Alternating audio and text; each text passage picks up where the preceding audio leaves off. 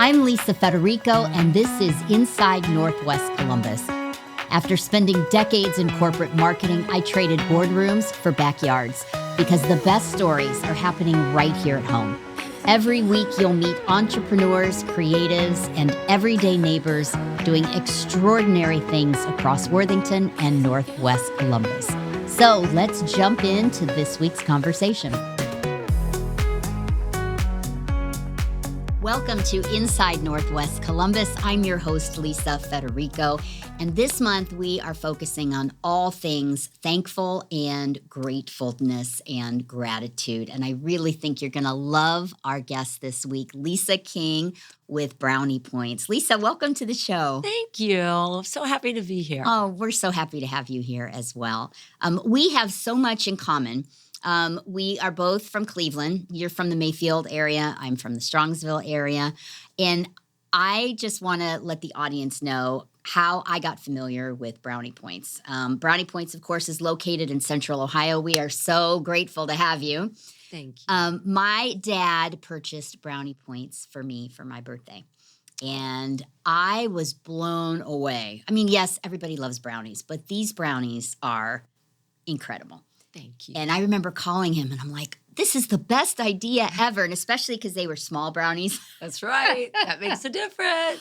And so when I started the magazine, I was looking at companies that I absolutely loved, that I could endorse. And I called you and I was like, Lisa, I'm starting this magazine. You didn't know me from Adam, but you were so gracious. We had such a great conversation. And I feel like I can reach out and contact you for all types of things. And I just so appreciate that. Well, we appreciate you contacting us, and that is our pleasure. So Thank you. You're welcome. We're saying a lot of thank yous because, of course, we're focusing on gratitude. That's right. That's right.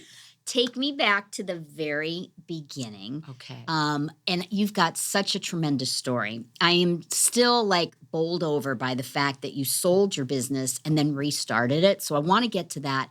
But before that, I want to talk a little bit about what first sparked your love of baking? How did you think, I'm going to bake brownies?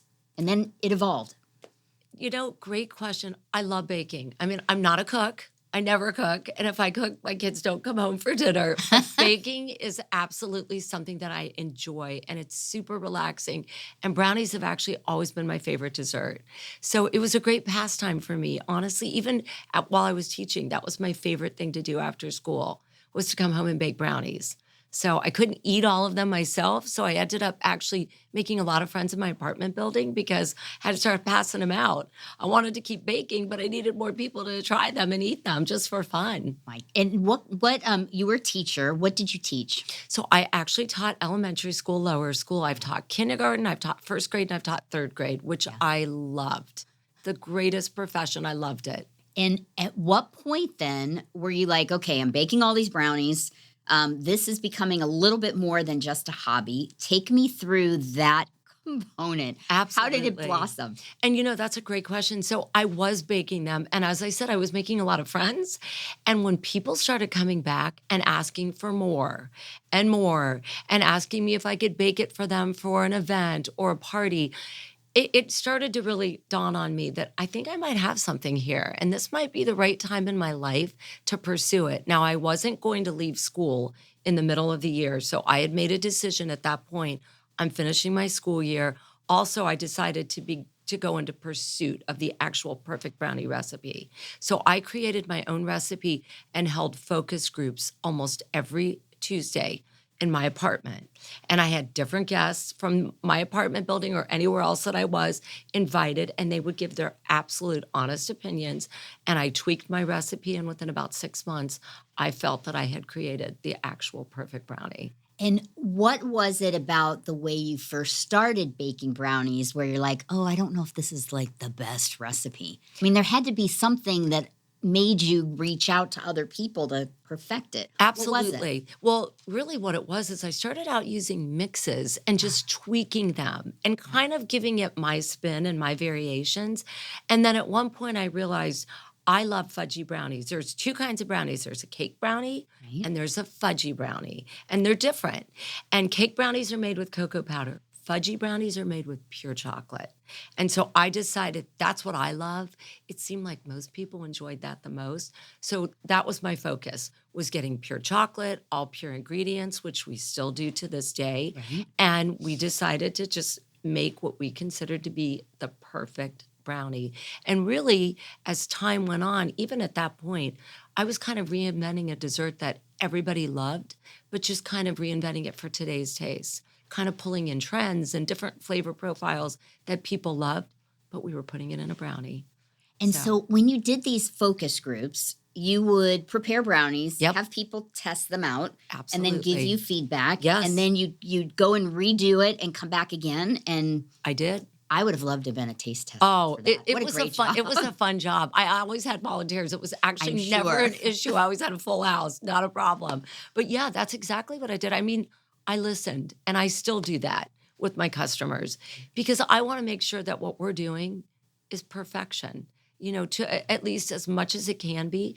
And that was my pursuit. If I'm going to do this, it's going to be the absolute perfect brownie. And so I did listen, and we did make changes. And eventually we came to a point where I felt like we had just really found the perfect recipe, the perfect way to do it. I wasn't really getting any feedback anymore saying change this or change that. Kind of knew it was just the right time to move forward. At that time, you just had a couple of different flavors.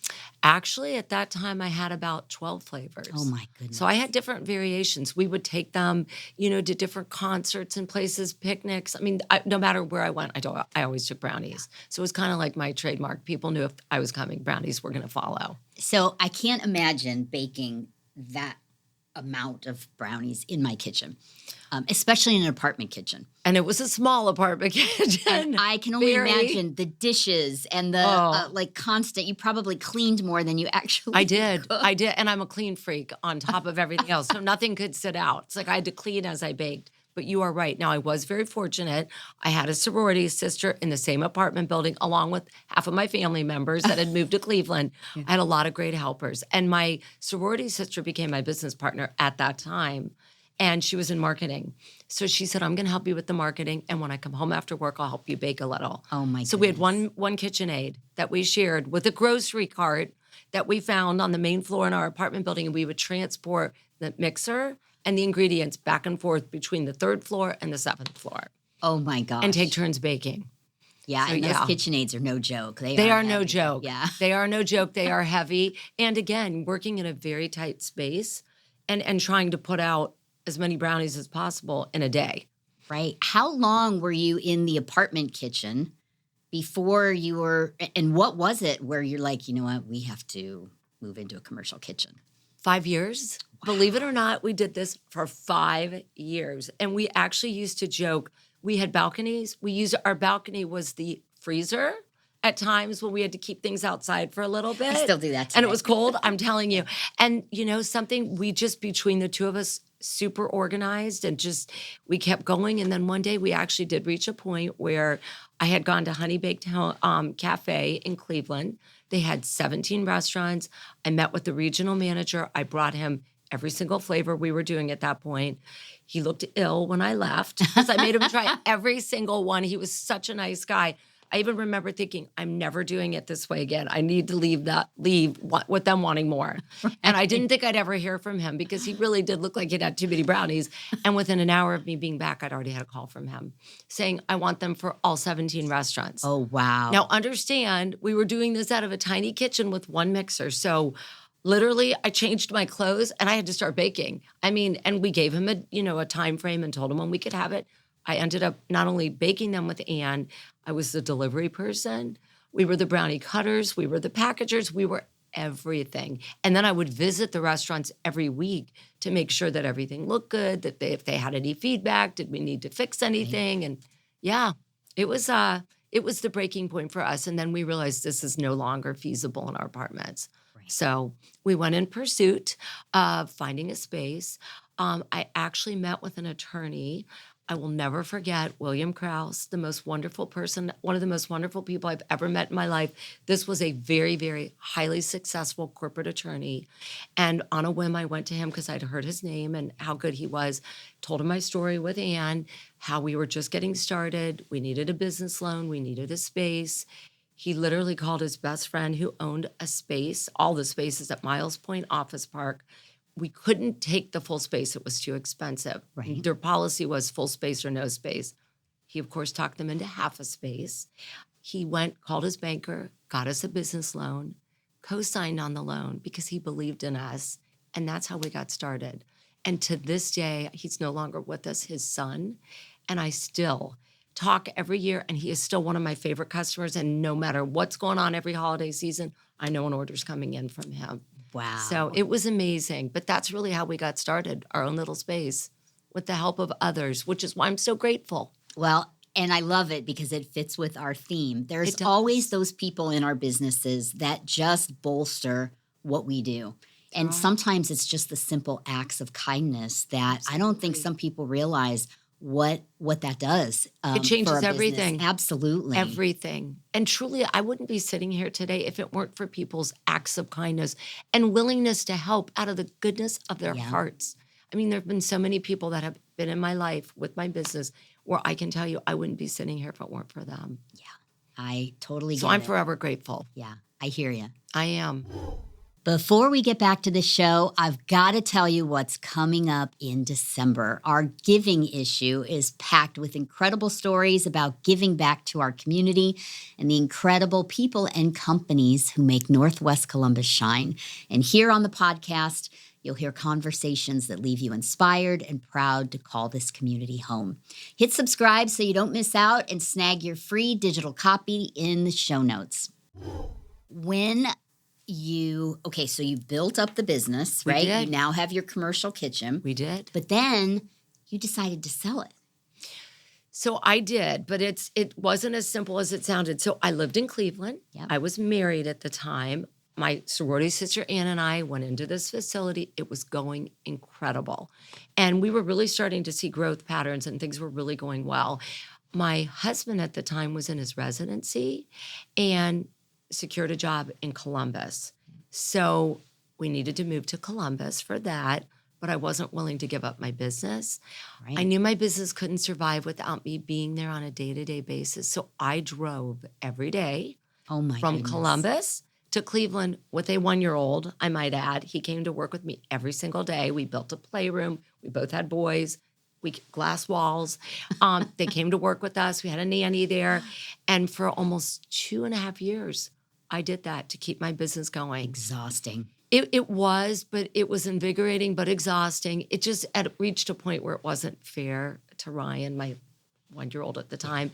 And so I realized at that point something had to give. Another company that I adored, Main Street Gourmet, 2 guys, nothing to do with business, same thing, or cooking or baking. They had totally different careers, were doing muffins that actually ended up in McDonald's. And they had approached me and said, why don't we merge our companies? We merged, and then eventually they bought me out, which was a really sad day. And the reason, I had to do it, it just didn't make sense. And then short time after that, went through divorce, Right. wanted my company back, called them persistently for 6 months, talked them into selling it back to me. Oh my gosh. There were 2 brownie varieties that I had created, our still famous original kitchen sink and double chocolate chunk. They wanted to continue to do that for a year. I gave them the grace to do that. Yeah. I said, we'll compete, it's fine. And at that point, I bought the business back. My sister-in-law, Lisa, so another Lisa, who I am a great the name. most grateful for, came in and said, you know what, she was an insurance executive. I'm going to help you take this to the next level. And Lisa and I have been together doing this ever since. We still share an office. We literally sit across from each other. We live a couple blocks apart. Oh my goodness. We go on vacations together. We do every holiday together. We defy all the odds. Wow. So, yeah. So tell And me grateful about to her. Yeah, absolutely. And again, another And my person in brother. your life, Yeah, right? exactly. All of these people help to bolster what we do every day. Completely. And if you don't mind me adding, my sister was in law school. My brother was also in residency. They were coming over after work each day when they were both extremely busy doing what they were doing and helping us package brownies. So you can imagine how fortunate I feel because I wouldn't have been able to do it all by myself. Yeah, absolutely. Yeah. Yeah. So what was it like restarting the business? I mean, it's one thing to sell your business, yes. but then to start it again from scratch. Literally from scratch. All the clients, all the operations, the kitchen, everything. Everything. Talk a little bit about what that was like. Okay, that was a really interesting undertaking because initially when we did it, I didn't have my own kitchen in Columbus, so I had to subcontract out bakers. I found one in Grove City and one near Bexley, and each of them were doing my baking. Neither one could handle just all of my orders and the baking, so I had to distribute it between two places. They were the most wonderful people, both of them. They were bagel makers. So I had to really teach them how to bake, how to do it the right way. But I will say, they had another business going on as well. I kind of became a babysitter. Sometimes things weren't to my expectation, even though they were incredible and tried. It became very difficult. So Lisa and I made a decision at that point. We need to take that leap of faith. I took my entire savings that I had and I invested it to get a building, to get a baker, which was actually me with somebody else. I mean, I was really everything initially. And we started it over from scratch, literally, and had this tiny little 900 square foot facility where all we did was bake and fill orders. We had a couple employees. Some of them are still with me today. They moved with me it started in Pickerington, Ohio, all the way over to really Columbus, Gahanna area. And over time, it just kind of expanded and it grew. We grew our customer base. We grew our flavors. We grew our strategies and packaging, and it just evolved. So proud of you. Thank and you. It's such an inspiration. Thank you. I'm blown away. Oh, and you've been on the Today Show a couple of times. Now, you are selling nationally. People have had your brownies internationally. We love it. And you're located right here in Columbus. It's just such a great story. Wow. We love Columbus. Columbus is a great place to start a business. Great. I have to tell you, it truly is. And we feel, so fortunate because we have been very lucky to get national attention. And we always feel like if somebody tastes it, we got them. Yeah. You can tell people how good they are. That. But thank you so much. You can tell people how good they are. You have to prove it. Yeah. And I'm a firm believer in that. Amazing. Well, I appreciate that. Thank you. Yeah. We enjoy doing it. What were some of the hardest things when you started the business? Oh, gosh. And I'm trying to speak to some of my readers who maybe are feeling like with their own businesses, they're in a place where maybe they feel like they've dug themselves into a hole, or they feel like I have to change this. What you did was quite a feat to be able to buy the company back and restart in a whole new location with all new people for the most part. Oh, yeah, definitely. What were some of the lessons? What were some of the hardest things that you learned? So, obviously there's challenges with everything. And I'm a strong believer that adversity builds character. So I had to self-educate myself in how to start a business and how to make a business successful because I was a teacher. So my background was not in business. So I actually spent quite a bit of time reading and going to the library and learning about how to become a business owner. So that's the first thing. The second thing is, and I still say this to this day, is finding people that know more than you do about different components of your business. You have to surround yourself with people that know more because you're not going to be able to be as successful because you can't know everything. And you have to listen to them because just because they're there and telling you something doesn't mean anything unless you're willing to be open to what they tell you needs to be done. Right. So I think all those things together help you become a better person, and it's certainly a better business person because you want to be your best, and you've got to have other people that know more that can help you do just that. But there's lots of challenges, and obviously I went through divorce. A lot of things changed in my life. I didn't want my children's lives to change, and I always say you have a choice. You can choose to lay down and let everything just happen and forget about it. Or you can rise up. And I chose to rise up. Yeah. So, and I felt like that was also showing my children, you can be what you want to be. Don't let it get to you because, adversity, again, builds character and challenges help you move forward. Yeah. And sometimes just focusing on how to come through those challenges exactly right, is the best thing that we can do, even though it's tumultuously hard. It's tumultuously hard. And the truth of the matter is, and I really still tell people this, you always have to be optimistic. The day you lose your optimism, you lose your business because it's a roller coaster. Mm-hmm. And everybody can tell you whatever they want, but there's highs and lows. And you have got to get through those lows. And you've got to remain optimistic. And you've got to make sure your team remains optimistic. Yeah. because if you don't, you're going down. Yep. I could not agree with you more. Tell me about how you landed the Browns Oh, so for fun. because I remember we talked about a year ago and or maybe it was a year and a half ago, maybe Yeah, 2 years ago. And I remember you saying, oh yeah, we just landed the Browns at that time. And I was so like, fun. what a great concept. Take me through that whole Oh, it was process. so What a great fun. achievement for you. Well, we appreciate that. Actually, it's kind of proof about the samples. They got a gift. Um, a gift went to upper leadership and actually the Haslams, who are just such great people. I never had the opportunity to meet them, but they order. They ordered for their sweets. They loved them. And they actually said, can you please introduce us to Lisa and Brownie Points? We had, at that time, a revolving retail store in the Short North, which we loved, with 10 space, which was incredible, kind of just bringing our online brand to life. They attended. They were even further convinced. And we ended up just going through a series of discussions. And at the time, we just finished our contract. So we'll see where we go with it next.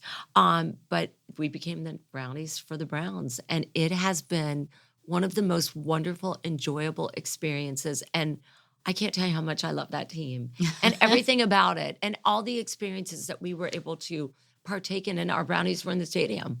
Wow. So it's really exciting to go to a game and see your Brownies Oh there. gosh, So I can't that was even probably my imagine. favorite part, but it was wonderful. Yeah, and you They're are a Browns wonderful fan. people. Oh, a total Browns fan.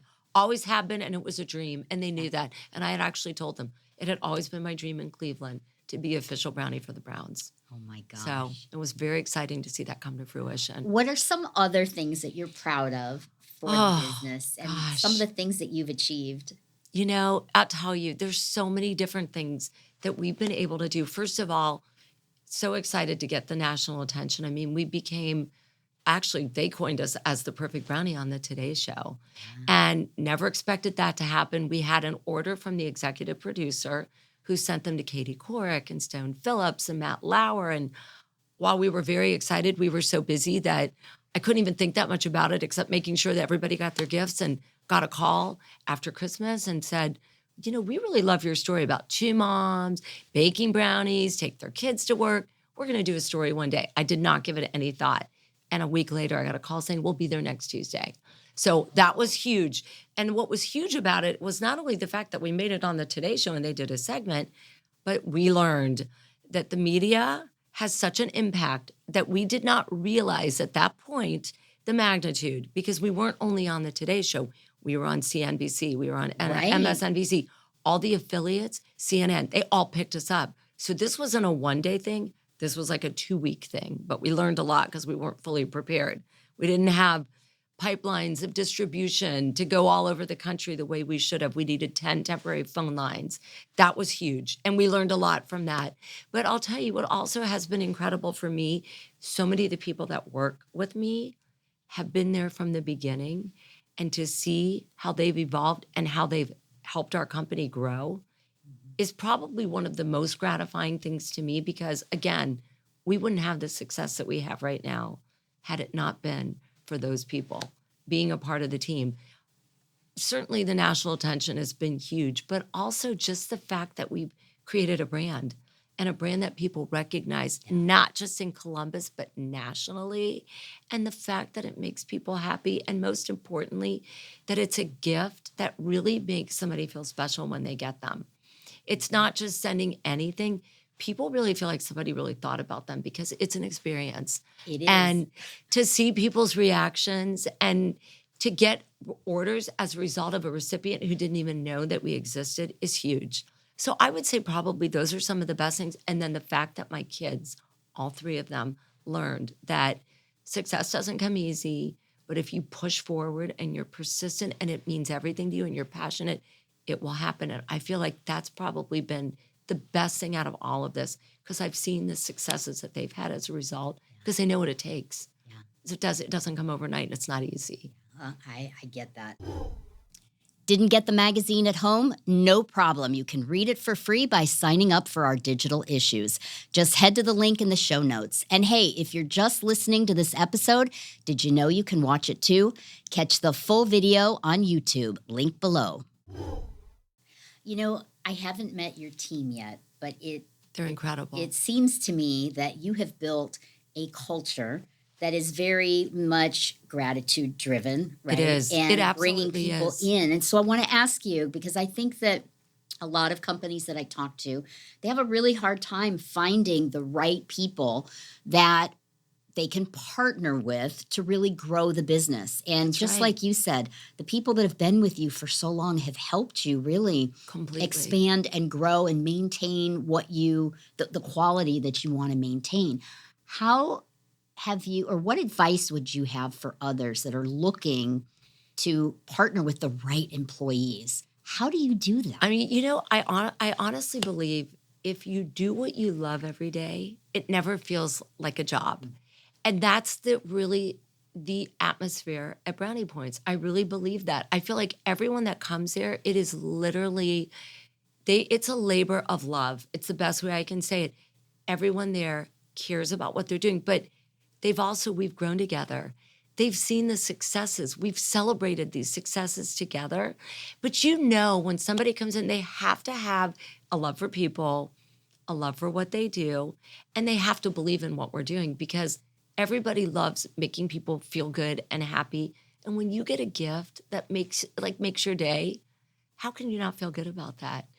Everybody enjoys food, but when it's something really special, it's Right. it's the best thing ever. But I would say mostly we're very careful with who we interview and who we hire. We really do screen, but there's a certain commonality between everyone there. We're all on the same path of perfection, happiness, and success. And I think that's what's made it.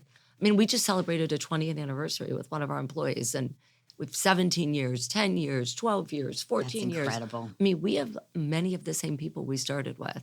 Yeah, So and that really is a testament, I think, to the thank culture that you. you've built. It's Thank so you. important. Well, we all succeed together, and it's Yeah. very gratifying. Again, Now, for people who don't know about Brownie Points, obviously we've yes, talked about brownies, and your husband also did popcorn, right? his family. He Yeah. does not. Okay. He I does was gonna say not. He's my popcorn brownie greatest sounds like a supporter. great It's the combination. greatest.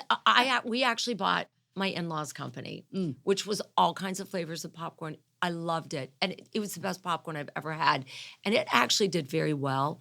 But the brownies were really our leader of everything, and it's really what was driving our business and our company. So at one point, after we had done the popcorn for quite a while, we decided to take all that effort and focus it strictly on brownies because that's where all of our sales were coming. A majority people were buying the popcorn. It's phenomenal. Yeah. But we were more of a brownie company. So that's kind of how it went. But my husband helped me get it started, taught us all the recipes. We called them pop pros, professionals who knew how to make the popcorn. Oh my And goodness. I loved it. We still have some of our equipment in our other building, but we're not making it anymore just Yeah. because the brownies really took on a life of its own and we had to follow it. And then you have strategic partnerships as well with lots of other We do. major national brands. Again, We do. testament to your success. Thank you. Thank you. Some of them are private label. Some of them we work with Goldbelly. We work with 1-800-Flowers. We work with Sur La Table. And these are all under our brand, which we love. Yeah. And that's just a few of them. And then we do have partnerships where we work with some major companies where you're going to get brownies and even cookies, actually. And it's just private labeled under their brand. So we have some really exciting ones. We have another one coming up. I love all the different facets, the different channels that you've built for your business. It helps you. And that's a really great call up because I feel like that's part of what we can attribute our growth to is that we have multi-channels. We have our online business, Yep. which is strong, but we don't have retail stores, which is why sometimes people don't know about us. Then we have our third-party vendors, like I said, 1-800-Flowers and Goldbelly and Sur La Table and multiple other ones. And then we have our wholesale business where we have Brownie Points, which are our newest product that are actually in specialty stores and grocery stores. And this is a product with a shelf life, a little brownie cube that's like completely enrobed in chocolate, or I should say panned in chocolate. So it's a crunch on the outside, a brownie, soft brownie on the inside. I brought you some. And that's going into, and has been going into different stores across the country. Yeah. And So- are they in stores here They locally? are. You Yeah. can find them in all the Giant Eagle stores. You can find them in all the Fresh Time stores throughout Ohio. So yes, and multiple other small specialty stores. And how was it making the transition to sell to retailers? Because that can be really difficult on a business in terms of volume and... Completely. Because really, we started out as a corporate gifting company, and that's still our primary focus is corporate gifting. It's a whole other animal. You have a lot to learn. I needed to learn. Once again, I had to surround myself with people that understood the industry, whether we work with brokers or we don't. Do we go direct? But I have to tell you, it's been an incredible learning experience. We've made some changes and improvements, and we've learned that a lot of it we can do direct, which has been great because it's more profitable that way if possible. But I've loved it. And also, it's really how we become a more recognized brand.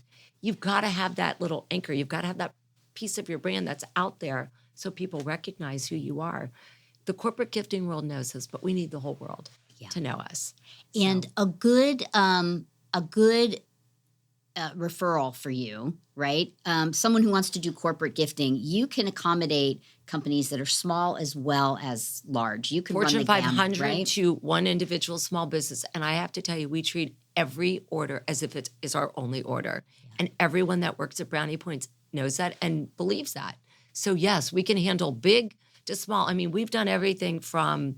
We did it for Victoria's Secrets. I mean, we did a gift with purchase for them where customers came back into the store, which was amazing for them because the amount of people that came back in to redeem their gift was larger than they expected, and people bought more, obviously items once they were in the store. But it's amazing what that can do.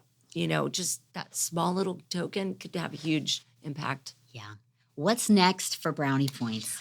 Oh my gosh. Well, we've got some very exciting partnerships coming up that I can't talk about yet until we sign the deal, but more collaboration. So you're going to see Brownie Points with some very major brands. We may be coming up with some new flavors that incorporate these other brands.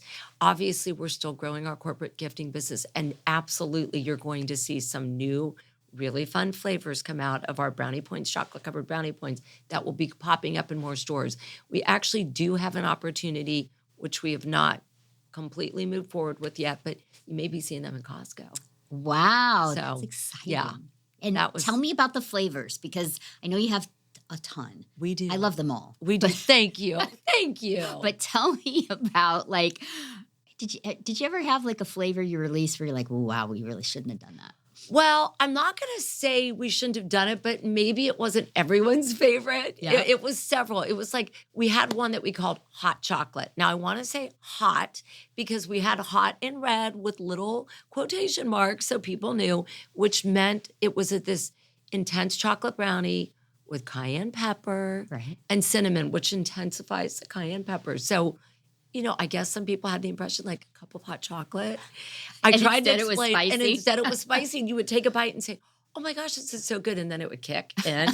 And I had one man say, "Why did you do this to me?" And I actually thought he knew what he was getting himself into. So we've rethought that, although we have brought it back by some people's requests. But yes, we do some fun flavors that maybe only do it once. Right. And we get the reactions and then we decide, but they do get reactions, which is always fun too. And they're still good. They're still good. But we have our MVBs, our most valuable brownies, which are 12 classics that we've been doing from the beginning that everybody loves. Our star is our original kitchen sink. And then we have what we call our Flavor Factory flavors or seasonal favorites. And those are ones that are honestly right on trend with what's ever going on in the season.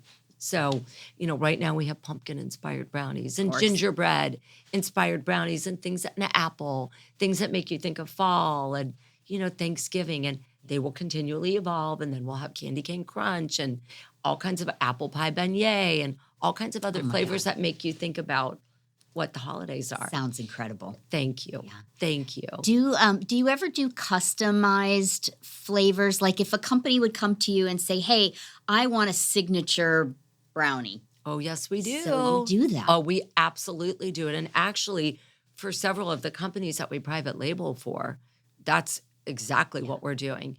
Most of them take our flavors, but there's sometimes something special and a certain flavor profile, and we will create that. That's one of my favorite things to do. So love doing new flavors, and always fun to create new ones for everybody to see and try. Where can people get more information especially for corporate gifting and Oh, even definitely. just to try your brownies, where can they go to get more info? Well, the best thing to do is go to our website, which is browniepointsinc.com. They can also go to orders. They can email orders at browniepointsinc.com. We will get back to them immediately.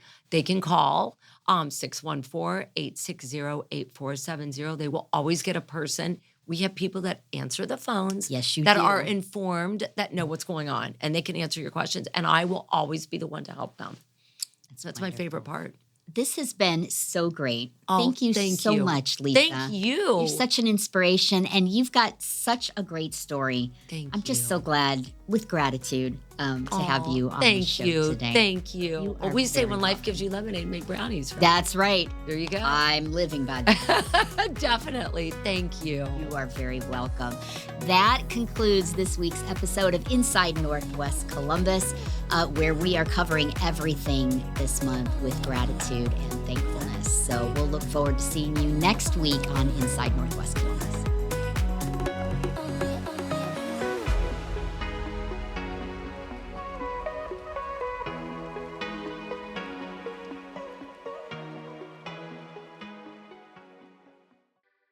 Boxland Media.